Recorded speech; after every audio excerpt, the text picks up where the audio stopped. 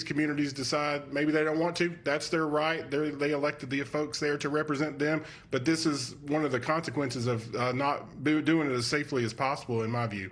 Jason Pack, as always, really important insight from the law enforcement perspective. We appreciate you getting up with us. Thank you, sir. Thanks, Tom.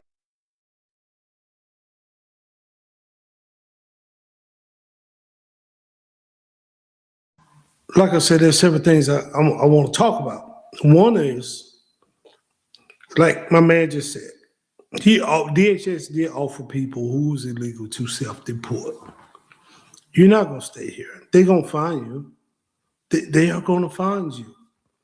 Or if they don't find you, somebody's going to get upset with you and turn you in. Green cheese is down the street in the third house on the right, because they're mad with you. That's what people do. So eventually your time will be up. And then you don't get to control how you go back. You don't get to control if you're in this camp for, I hear people in these jails or whatever they are, confinement centers or whatever they call them, for months. You know what I mean? And they don't know what's going to happen next, and they just ripped away from their family. And I understand nobody want to be taken away from their family. I do. I wouldn't want to have to be ripped away from my family if I was illegal or did something wrong. So I understand that. But you should be making provisions. As a man, I'll be making provisions to get my money and be like, hey, we all got to leave.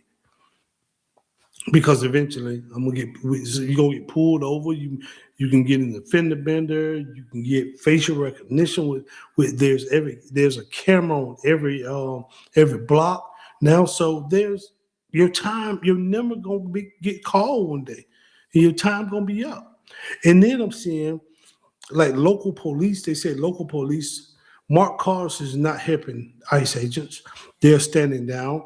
I think that behavior should be punishable. Let me say that.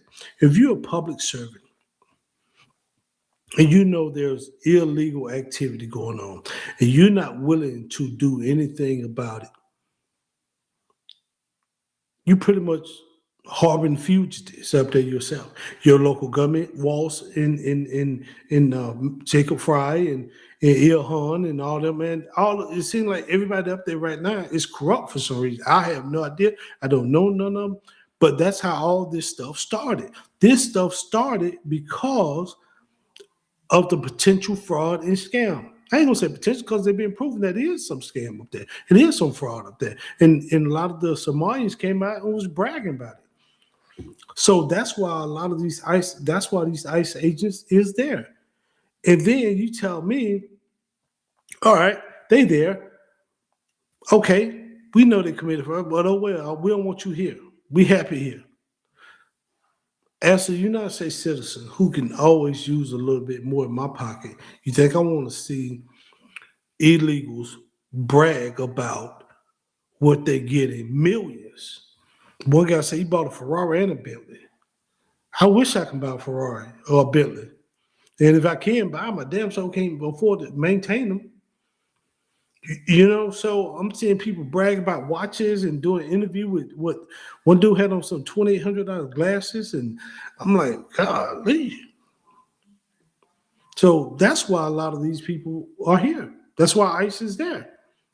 So it's a lot. And then how can a person go from net worth of $1,000 to damn near $30 million?